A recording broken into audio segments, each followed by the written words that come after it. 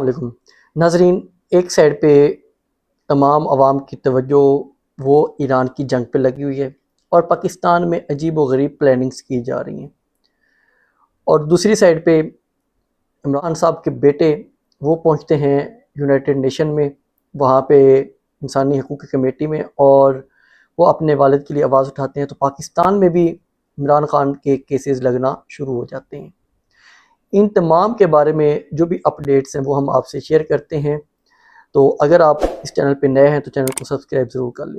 तो सबसे पहले मैं आपको बताता हूँ कि जो ईरान की एक तरफ तवज्जो लगी हुई है क्योंकि एक जंग चल रही है, और ईरानी जंग जो है वो लगातार शिद्दत इख्तियार करती जा रही है। डोनाल्ड ट्रंप कभी अल्टीमेटम देता है, कभी कहता है कि मैं इस जंग को रोकूंगा, कभी कहता है मैं इस जंग को तेज़ करूंगा।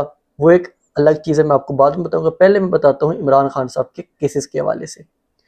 इमरान खान साहब का केस तकरीबन 1.5 साल होने वाला है, इस्लामाबाद हाई कोर्ट में लगता ही नहीं है। वहाँ पे जब से चीफ जस्टिस बने हैं इस्लामाबाद हाई कोर्ट के डोगर साहब, वो इमरान खान साहब का ज़मानत का केस नहीं लगाते। हालांकि ईद में प्रायोरिटीज़ पे केसेस लगते होते हैं ज़मानत के, लेकिन इमरान खान साहब का कोई केस भी नहीं लगता। ना इमरान खान साहब से किसी की मुलाकात हो पाती है, ना इमरान खान साहब की कोई बात बहर आती है। एक काम होता है इमरान खान साहब की बेटों से सिर्फ बात कराई जाती है। जब बेटों से बात होती है तो खान साहब उनको पैगाम देते हैं और वो जाते हैं इंसानी हकूक़ की कमेटी में, यूनाइटेड नेशन में। वहाँ पे वो अपना बात करते हैं कि इमरान खान साहब के साथ क्या क्या ज़्यादती हो रही है। उसके ऊपर पाकिस्तान में एक प्रोपेगेंडा शुरू किया जाता है कि इमरान खान साहब के बेटों ने GSP+ स्टेटस के हवाले से बात की है। हालांकि ना वो यूरोपीय यूनियन की कमेटी थी और ना ही वो कोई ऐसा प्लेटफॉर्म था जहाँ पे वो GSP+ स्टेटस के हवाले से बात करते। यहाँ पे प्रोपेगेंडा शुरू किया जाता है। अताउल्लाह तारड़ साहब प्रेस कॉन्फ्रेंस करते हैं, उसमें बुखारी साहबा प्रेस कॉन्फ्रेंस करती हैं कि इन्होंने पाकिस्तान के ख़िलाफ़ साजिश की है। लेकिन जब ये सारा प्रोपेगेंडा नाकाम होना शुरू होता है तो आज वो एक प्रेस कॉन्फ्रेंस करवाते हैं ताजर बिरादरी से। वो आती है, वो अपनी प्रेस कॉन्फ्रेंस करती है, उनका भी वही राग अलापते हैं कि GSP+ स्टेटस के हवाले से बात करना बहुत गलत है।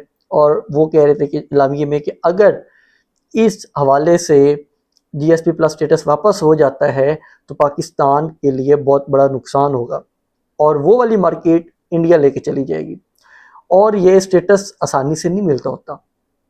ये बड़ी मुश्किल से स्टेटस मिलते हैं और इनको कायम रखने के लिए भी शराइत हैं। वो शराइत हैं इंसानी बुनियादी हकूक़ जो पाकिस्तान में मुकम्मल तौर पे ख़त्म हो चुके हैं। अब यहाँ पे एक और सोशल मीडिया पे काफ़ी ज़्यादा बात चल रही है और लोग इस हवाले से बात कर रहे हैं कि कहीं, क्योंकि 2027 में ये जो स्टेटस है ये दोबारा रिव्यू होना है, तो वो ये बात कर रहे हैं कि कहीं पाकिस्तानी जो हुकूमत है इसको भनक तो नहीं पड़ गई कि 2027 में हमारा स्टेटस ख़तरे में हो सकता है। क्योंकि यहाँ पे जो वायलेशंस हो रही हैं इंसानी हकूक़ की, और मज़ीद भी जो यहाँ पे आइन की पामाली हो रही है, वो सब के सामने है और ये रिपोर्ट्स जाती होती हैं उन तंजीमों के पास। तो ये ख़तरात ज़ाहिर किए जा रहे हैं कि हो सकता है कि इनसे स्टेटस वापस ले लिया जाए, और ये सारा मुद्दा उठा के ले आए इमरान खान साहब के बेटों के ऊपर कि उनके कहने की वजह से ये स्टेटस वापस हो गया। हालांकि उनकी वहाँ पे किसी ऐसी प्लेटफॉर्म पे ना मीटिंग हुई है और ना ही वो किसी को मिले हैं, और उन्होंने तो कहा है कि हम बिल्कुल भी नहीं चाहेंगे कि स्टेटस वापस ले लिया जाए।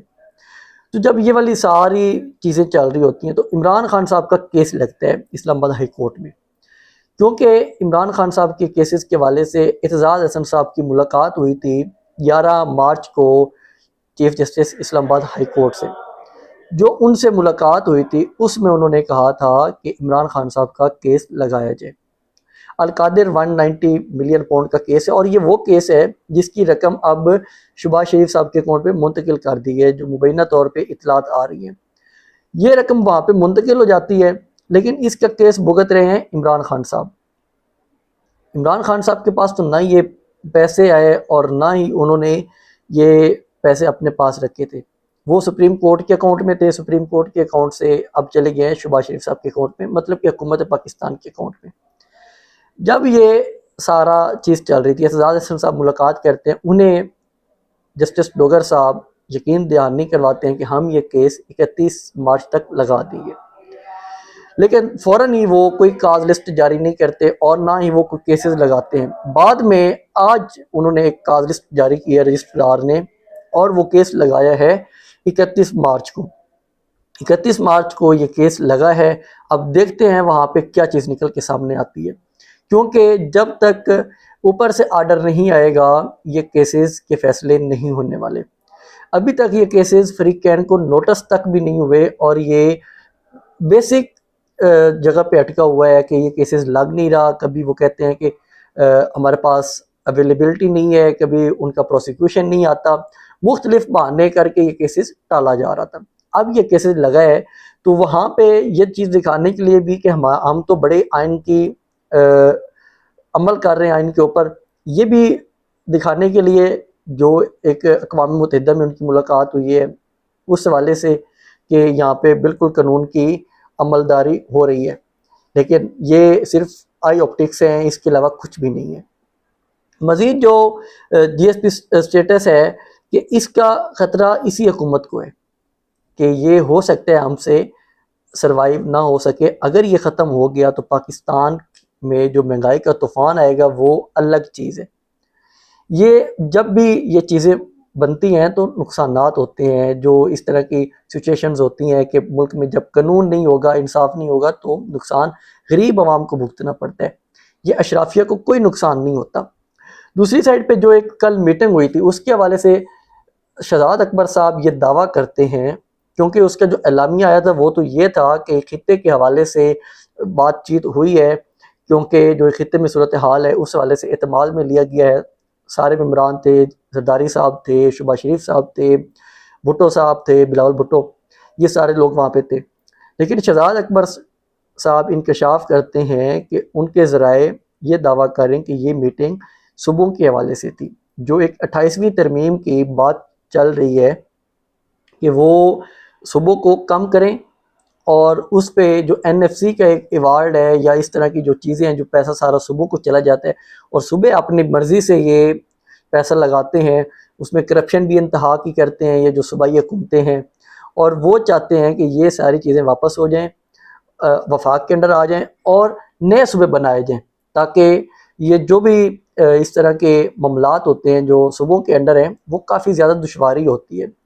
शहजाद अकबर साहब कहते हैं कि ये एजेंडा वहाँ से आया है और ये अब मज़ीद भी आगे चलेगा, क्योंकि इससे पहले बिलावल भुट्टो साहब की और शहबाज शरीफ साहब की मीटिंग्स हो चुकी हैं आपस में। उन मीटिंग्स में भी काफ़ी ज़्यादा चीज़ें सामने निकल के नहीं आई थी कि उन मीटिंग में क्या डिस्कस हुआ है। अब जो चीज़ें सामने आ रही हैं वो ये दावा किया जा रहा है, तो जैसे ही ये चीज़ें आगे बढ़ेंगी तो हम आपसे वो भी शेयर करेंगे।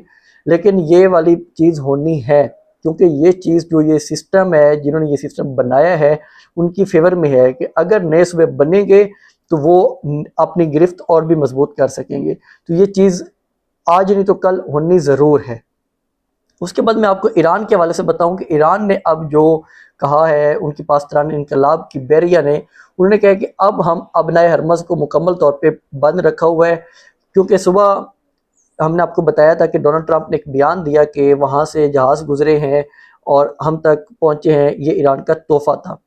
अब उन्होंने कहा कि हमने बिल्कुल भी कोई जहाज़ वहाँ से नहीं गुजरने देने, और अभी एक मुबैना तौर पे वीडियो भी चल रही है, काफ़ी ज़्यादा सर्कुलेट हो रही है कि जो एक जहाज़ ने गुजरने की कोशिश की वहाँ से, तो उसको उन्होंने उसके ऊपर अटैक करके, जो ईरानी पासदारान इनकलाब हैं उन्होंने अटैक करके उसको काफ़ी नुकसान पहुँचाया और वो जल रहा है, काफ़ी ज़्यादा तबाह हो गया, उन्होंने एक जहाज़ को तबाह कर दिया। तो उन्होंने कहा कि अब हम अबनाए हरमज़ में से किसी को भी नहीं गुजरने देंगे। दूसरी साइड पर जो UAE है वो कह रहा है कि हम कोशिश कर रहे हैं कि एक इंटरनेशनल बैरी फोर्स बनाई जाए और अबनाए हरमज़ को हम खुलवाएंगे, क्योंकि UAE ने काफ़ी ज़्यादा इसराइलियों को भी अपने पास पनाह दी हुई थी और उनको काफ़ी ज़्यादा अटैक्स का सामना करना पड़ा है ईरान की जानिब से। और ये बिल्कुल आमने सामने है, पानी की एक साइड पे ईरान है, एक साइड पे UAE है, तो ईरान ने सबसे ज़्यादा अटैक्स भी UAE के ऊपर किए हैं।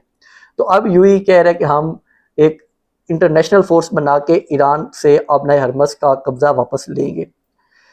अब जो उन्होंने कहा है कि ईरान ने कि हम जो होटल्स हैं जिनमें ये छुपे हुए हैं अमेरिकी फ़ौजी, दुबई में, बहरीन में, दिमिश्क में, सीरिया में और लबनान में, यहाँ पे जिधर जिधर भी अमेरिकी फ़ौजी हैं हम वहाँ पे अटैक्स करेंगे, उन होटल्स के ऊपर अटैक्स करेंगे, क्योंकि ये फ़ौजी चले गए हैं होटल्स में इंसानी शील्ड लेने के लिए, ताकि वहाँ पे जब ज़्यादा आवाम होगी तो वहाँ पे ईरान अटैक्स नहीं करेगा।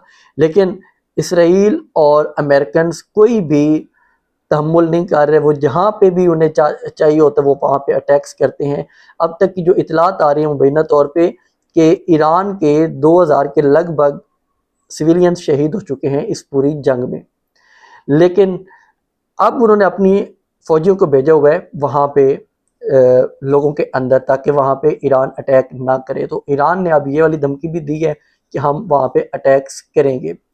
उसके अलावा ईरान ने जो एक मुकाबला करने के लिए जो ट्रंप ने ऐलान कर रखे कि हम खार्ज जजीरे को कब्जा करेंगे, उसका मुकाबला करने के लिए उन्होंने 10 लाख की फ़ौज बनाने का दावा किया है कि हमने 10 लाख की फ़ौज तैयार कर ली है, रज़ाकार अंदर भर्ती कर लिए हैं, जो अगर ट्रंप की फ़ोर्स ज़मीनी हमला करती है तो हम उनका मुकाबला करेंगे। ईरान इस मुकाबले के लिए भी तैयारी कर रहा है, वो कहते हैं कि हम इसका मुकाबला भी करेंगे। और फार्स एक एजेंसी है न्यूज़, वो कहती है कि अब तक जो ईरान की आबनाए हरमज़ है वहाँ पे 350 से ज़्यादा जहाज़ वहाँ पे फंसे हुए हैं, जो ईरानी इजाज़त के साथ वहाँ से निकलेंगे। जब तक ईरान उनको परमिशन नहीं देता वो जहाज़ वहाँ से नहीं निकल सकते। 350 से ज़्यादा जहाज़। एक साइड पे ट्रंप ये दावा कर रहा है कि हम आबनाए हरमज़ से 10 जहाज़ निकाल के ले आए, और दूसरी साइड पे 350 से ज़्यादा जहाज़ वहाँ पे फंसे हुए हैं। वाशिंगटन पोस्ट की एक रिपोर्ट आई है कि डोनाल्ड ट्रंप ने ये जो पूरी जंग चली है इसमें जो टोमाहाक मिसाइल हैं वो 850 से ज़्यादा मिसाइल अटैक्स किए हैं ईरान के ऊपर, क्योंकि पहले भी एक दावा किया जा रहा था, मुख्तलिफ जो एजेंसीज हैं, न्यूज़ एजेंसीज हैं, वो दावा कर रही थी कि जो पहला अटैक हुआ था जिसमें 160 से ज़्यादा बच्चे शहीद हुए थे वो भी अमेरिकन अटैक था जिसमें इतनी ज़्यादा तादाद में बच्चे शहीद हुए थे। लेकिन ट्रंप उनको मान नहीं रहा था, वो कह रहा था कि हमने अटैक नहीं किया। अब ये वाशिंगटन पोस्ट है ये दावा कर रही है कि ईरान के ऊपर 850 से ज़्यादा मिसाइल अटैक कर चुका है अमेरिका। उसको ये हमने आपसे शेयर किए हैं कि पाकिस्तान में क्या प्लानिंग चल रही है, जो एक दावे किए जा रहे हैं उस प्लानिंग के हवाले से कि पाकिस्तान अपना स्टैंड कहाँ पे करने जा रहा है, और जो इंटरनेशनली एक क्राइसिस भी चला हुआ है आयल का, उसमें क्या प्लानिंग हो रही है। हमने आपसे ये तमाम चीज़ें शेयर की हैं और मज़ीद भी हम आपसे अपडेट्स शेयर करेंगे, तो चैनल को सब्सक्राइब ज़रूर कर लिया करें। अल्लाह हाफिज़।